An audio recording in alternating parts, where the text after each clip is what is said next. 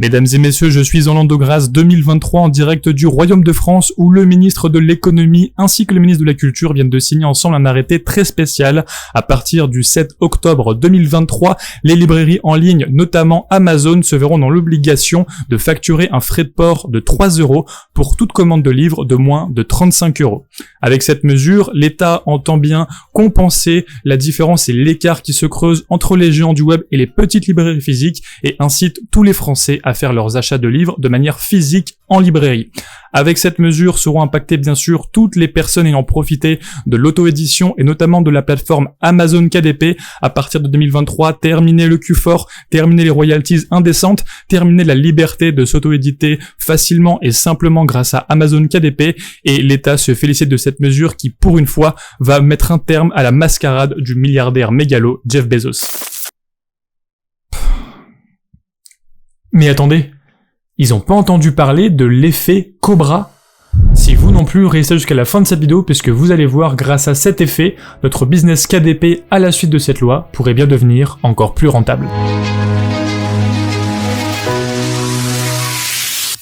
Bon voilà, c'est bon, ils ont voté, c'est officiel, les frais de port passent officiellement à 3 € minimum à compter d'octobre prochain pour les livres en ligne. Donc pour toute commande inférieure à 35 €, eh bien les frais de port seront de minimum 3 € et pour les commandes de plus de 35 €, les frais de port seront inchangés, donc 0,1 centime comme c'est en vigueur sur Amazon. Et donc voilà, il y a eu des grosses discussions, il y a eu du lobbying de chaque côté entre les éditeurs classiques, les librairies, les géants du web, et finalement, eh bien le gouvernement a tranché et donc à partir d'octobre, eh bien sur Amazon KDP y compris, on aura des frais de port minimum de 3 € pour toutes les commandes de livres de moins de 35 €. Bon alors j'entends déjà crier et puis écrire de partout, c'est la fin de KDP, ça sert à quoi de se lancer aujourd'hui en avril 2023 si dans quelques mois à peine, dès octobre, bah c'est fini, le soufflet retombe, du coup il faut des prix minimum de 35 € pour avoir pas de frais de livraison, donc ça veut dire que nos livres on va devoir les mettre à 35 €, mais comment justifier un prix de 7 € à 35, enfin c'est impossible. Bref, il y a tout et son contraire sur ce sujet, donc je vais vous dire exactement ce que j'en pense, et selon moi, si oui ou non, ça va avoir un impact. En premier, on va voir les impacts selon moi que ça aura sur l'économie en général avant de parler de KDP. Ensuite, on va parler de KDP, et pour moi, 4 raisons qui me font dire que finalement ça ne sera pas si grave, voire même bénéfique pour KDP au final. Et enfin, je vous donnerai dans quel état d'esprit et quelle stratégie il faut adopter pour justement ne pas se faire impacter par cette loi, profiter même de cette loi. Donc restez jusqu'à la fin de cette vidéo et notamment on parlera de l'effet Cobra avec une anecdote qui va vous plaire. Bon alors déjà il faut savoir que le marché du livre c'est un gros marché en France puisque il y a plus de 4 milliards d'euros de vente de livres par an en France. Le marché de l'auto-édition ça représente 30% du marché avec Amazon KDP qui est en tête de gondole, et donc le marché du livre c'est plusieurs centaines de millions de livres vendus chaque année, donc ça fait beaucoup de livres vendus, ça fait un gros marché, donc c'est un sujet important. Alors ce que je pense sur cette loi c'est que à mon avis ça va pas changer grand chose, ça va surtout impacter ceux qui à la base devaient être protégés. Pour moi les habitudes de consommation ne vont pas changer, on le verra en détail juste après, et ça va surtout impacter les petits vendeurs en ligne, des gens qui ont une petite boutique avec des petits produits imprimés, ça va impacter par exemple les gens dans les campagnes qui eux n'ont pas le choix que de se faire livrer parce qu'ils ont pas une librairie à côté, et au final les gros groupes, les Amazon, les Fnac, etc. vont absolument pas être impactés, ils ont tellement une force de frappe, ils ont une autorité qui est tellement grande que c'est pas 3 € qui va changer, et encore une fois on le verra en détail. Donc pour moi c'est comme la loi RGPD, c'est beaucoup de choses pour rien, c'est une mentalité qui est complètement pourrie, qui essaye de tirer tout vers le bas au lieu de trouver des solutions pour juste accepter le digital, accepter l'évolution du monde et faire mieux. Non, au lieu de ça on essaye de couper l'herbe sous le pied des entrepreneurs, et voilà, le RGPD au final ça devait être un truc qui nous protège, au final c'est juste on perd du temps à cliquer sur oui j'accepte les cookies, et puis les sociétés elles font en sorte d'avoir des messages un peu trompeurs pour qu'on clique sans s'en apercevoir, et en fait on a accepté des trucs qu'on n'aurait pas dû accepter. Bref, ça change absolument rien, ça fait juste chier tout le monde, c'est beaucoup de temps dépensé, d'énergie, de focus perdu, et encore une fois les gros groupes, les grosses entreprises, ils ont les moyens de payer des gens pour le RGPD, ils ont des moyens d'optimiser ça, ils ont le temps de le faire, et ils ont surtout l'échelle pour le faire, et nous, eh bien ça nous emmerde, ça nous fait perdre du temps, du focus, du business, bref, ça sert absolument à rien, c'est contre-productif. Donc voilà mon avis sur le sujet avant de passer à la suite. Bon alors 4 raisons qui me font dire que je ne suis absolument pas inquiet par cette mesure en tant que vendeur KDP par rapport à mon business, et que non je vais pas m'arrêter de faire du KDP et que j'y vois vraiment aucun problème, 3 € pour moi ça changera rien au côté pratique d'Amazon. Et pour moi c'est vraiment la principale raison pour laquelle les gens commandent sur Amazon. Quand vous allez en librairie, il faut vous déplacer, prendre votre voiture, votre vélo ou votre transport en commun, le tram, le métro, aller jusqu'à l'endroit, trouver le livre, peut-être que vous le trouvez pas, vous passez du temps à le trouver ou autre. Ensuite, s'il l'est pas, faut le commander, faut revenir, bref, c'est hyper pénible. Sur Amazon, vous cliquez, le lendemain c'est dans la boîte aux lettres, c'est hyper pratique, les gens se sont habitués à ça. Pendant les confinements, tout le monde a commandé, donc les gens maintenant c'est ancré dans leur cerveau, c'est une habitude de consommation qui est ancrée, et 3 € de plus, à mon avis, ça changera pas grand chose. Surtout que je pense, les gens qui sont le plus impactés par exemple par l'inflation, qui sont le plus près de leurs sous et qui ont des difficultés financières, c'est pas forcément la même classe de population que les gens qui consomment des livres, et donc pour moi ça, 3 € va absolument rien changer. Deuxième raison qui me fait dire que cette mesure n'aura pas beaucoup d'impact, c'est que sur Amazon KDP on produit des livres qui n'existent nulle part ailleurs. Si par exemple vous voulez acheter le dernier livre du Prince Harry, peut-être en effet que vous allez vous dire mieux vaut que je l'achète le samedi après-midi pendant ma balade en ville, je passe à la Fnac ou je passe en librairie, je l'achète, j'économise 3 € et c'est toujours ça de prix. Ça ok. Mais le problème c'est que sur Amazon KDP, nous on vend des choses qui ne sont pas disponibles en librairie. Quand vous achetez un livre de chasse au trésor pour enfants sur la thématique super-héros, ou un livre sur la confiance en soi pour les enfants avec tel animal ou j'en sais rien quoi, ou que vous achetez par exemple un livre pour le jardinage en appartement, un petit guide pratique, ça n'existe pas, ou en tout cas c'est très très dur à trouver en librairie physique, vous allez passer des heures et tout. Donc d'un point de vue de la consommation, c'est complètement différent. Quand vous êtes en librairie physique, vous allez dans les rayons, vous trouvez par hasard des livres qui vous plaisent, dans les rayons plus ou moins qui vous parlent, etc. Ou alors on vous a recommandé un livre un petit peu mainstream, et vous achetez. Sur Amazon KDP, c'est pas du tout la même chose, vous êtes avec une recherche en tête, vous avez une requête sous-jacente, et vous allez chercher exactement ce que vous voulez. C'est un mode de consommation qui est complètement différent, donc rien que pour ça, c'est pas une bataille entre Amazon versus le reste du monde, c'est une bataille entre les modes de consommation, entre je recherche quelque chose de précis et je le trouve que sur Amazon, et je consomme quelque chose qui est mainstream, et dans ce cas-là, peut-être en effet, je choisis d'aller en librairie physique et d'économiser les frais de port, mais du coup, ça ne concerne pas. Relié à ça, on peut dire aussi qu'une loi, elle peut pas cibler uniquement Amazon, et donc finalement, tous les vendeurs en ligne vont être logés à la même enseigne, que ça soit Amazon, la Fnac, De Citre, Artaud, etc., Gébert Joseph, toutes les librairies en ligne seront ciblées. Donc finalement, c'est pas un combat entre Amazon versus le reste du monde, entre le grand méchant Amazon et puis le reste, c'est un combat entre le mode de consommation à distance en ligne et le mode de consommation physique. Et donc, Amazon restera leader du mode de consommation en ligne, et les gens, l'habitude est ancrée. Donc pour moi, il y aura pas photo entre commander un livre, notamment si par exemple en plus Amazon améliore son Prime et que bientôt on sera livré, je sais pas, en 24 heures sur les livres, ou même en 12 heures, on peut imaginer dans le futur, ça sera tellement plus pratique, tellement plus rentable, tellement plus simple de commander, même si on paye 3 € de plus, que ça arrive en 12 heures, que d'aller en librairie, etc. Donc on peut pas combattre avec une petite loi, une petite mesure, une tendance de fond. La consommation en ligne, c'est tendance de fond, les magasins ferment, les gens sont chez eux, veulent du confort, veulent de l'immédiateté, sont pressés, et ça pourra pas être compensé par une petite loi qui impose un petit frottement de 3 €. Troisièmement, je compte bien sur Amazon et je leur fais confiance pour contourner encore une fois cette loi. Regardez, j'ai un commentaire qui s'affiche en ce moment, la personne lui dit « Haha, le gouvernement impose les frais de port sur les livres, Amazon, ok, pas de souci, 1 centime ça vous va, le gouvernement comprend sa connerie, bon maintenant c'est 3 € minimum, et là, haha, Amazon, pas de souci, on a une offre promotionnelle, 3 € remboursés pour le premier livre acheté, etc. » Donc Amazon, ils seront très forts pour contourner la loi, ils feront par exemple, les frais de port sont remboursés pour votre deuxième achat, ils feront des bons de réduction, ils essaieront de ne pas inclure ça dans Prime, bref, on sait pas encore ce qui va être fait, on sait pas encore quelles seront les limites de cette loi, mais déjà on sait pas si par exemple les clients Prime ne seront pas exemptés de ce frais de port, puisque c'est un mode spécifique, quand on est Prime on n'a pas de frais de port, donc est-ce qu'on sera inclus dans cette loi ou pas, personne ne le sait, en tout cas on le verra. Si c'est le cas, peut-être que ça aura un impact, mais si en tout cas on n'est pas impacté, tous les clients qu'on a c'est principalement des clients Prime, et donc du coup pour eux ça changera rien, mais même on peut imaginer qu'Amazon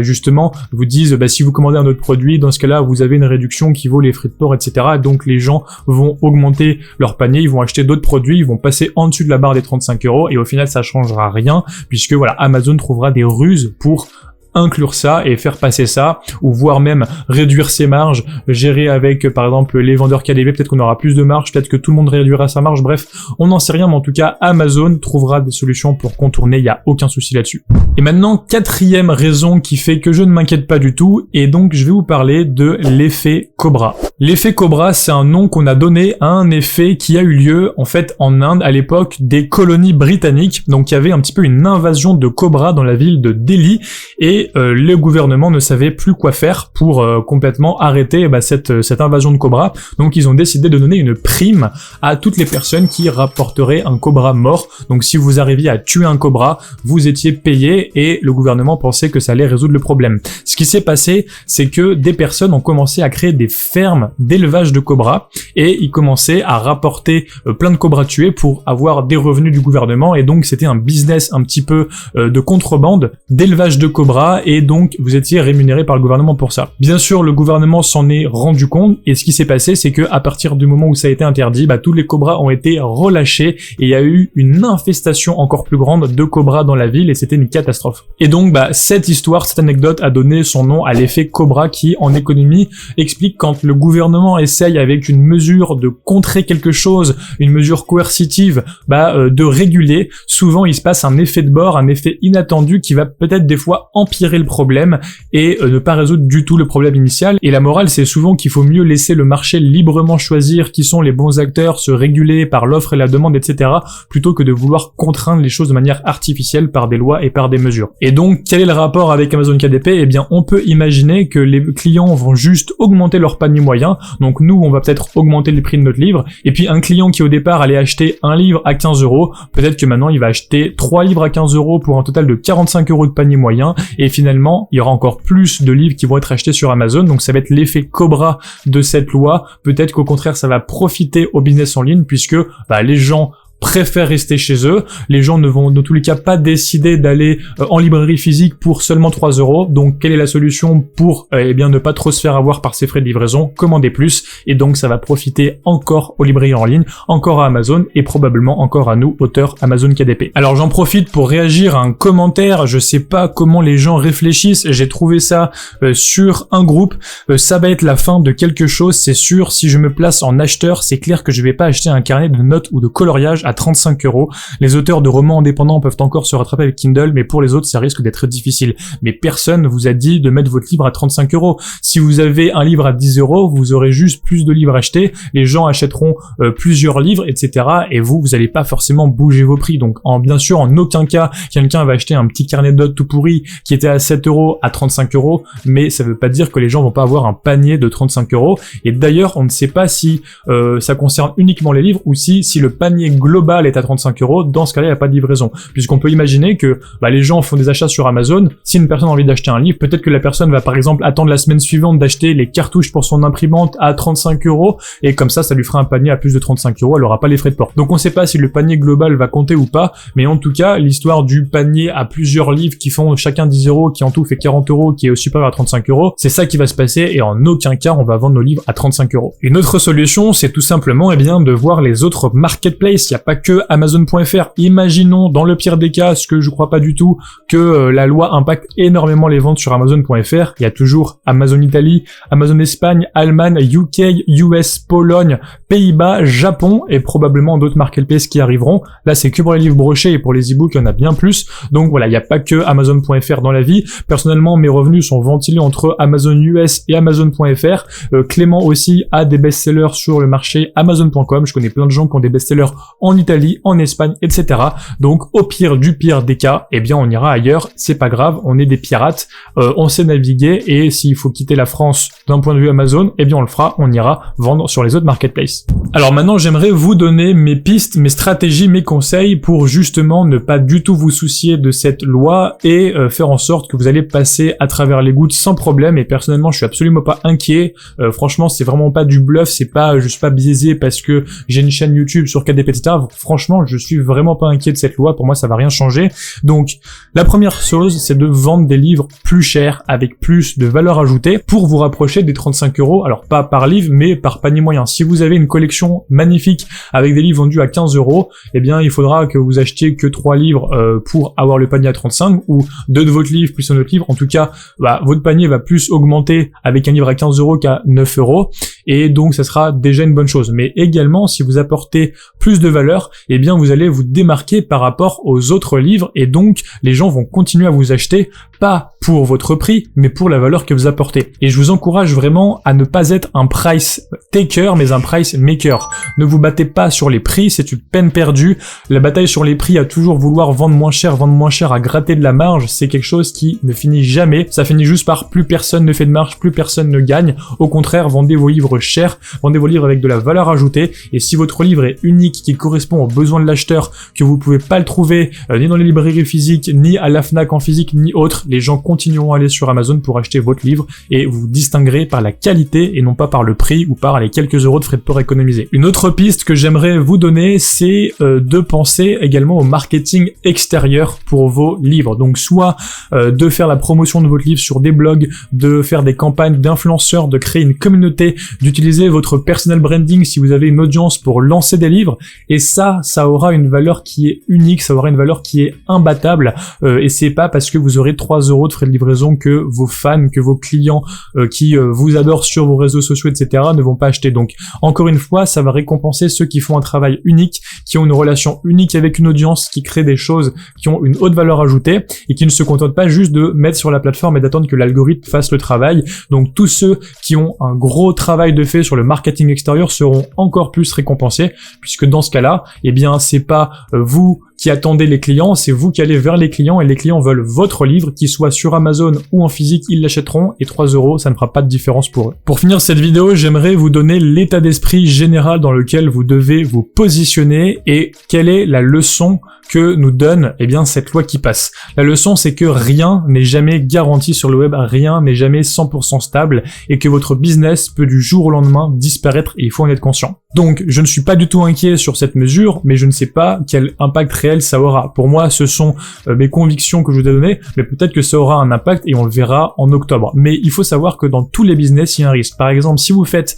de l'affiliation avec des sites référencés en SEO sur Google, j'ai plein d'amis sur Lyon qui font ça et qui ont plein de sites référencés, ça leur est arrivé du jour au lendemain de recevoir une pénalité Google et d'avoir un site qui passe du top 3 à la page numéro 10, et ils perdent la totalité des revenus issus de ce site. Ça peut arriver qu'il y ait un changement d'algorithme et d'un coup, leur site déranque et leur business périclite en même temps. Si votre business est par exemple basé sur la pub Facebook, une augmentation des enchères peut complètement modifier la rentabilité et vous pouvez perdre votre business également. Mais également sur KDP, vous n'êtes pas à l'abri de faire une erreur et d'avoir un compte qui est clôturé et de perdre complètement votre business. Donc le risque fait partie intégrante de l'entrepreneuriat, et entreprendre sur Internet et sur Amazon KDP également, ça comporte des risques et vous pouvez perdre votre business du jour au lendemain. Ça peut être une régulation, comme c'est le cas avec cette loi, même si je pense qu'elle n'aura pas trop d'impact, mais ça peut venir également d'un autre facteur, donc ça il faut l'avoir en tête et il faut pas être surpris par ce genre d'annonce. Mais surtout, ce que je pense, c'est que cette mesurette ne va vraiment avoir aucun impact, et surtout qu'elle aura par exemple énormément moins d'impact que l'arrivée de l'intelligence artificielle. Franchement, quand vous comparez une mesure qui met 3 € de frais de livraison sur les livres à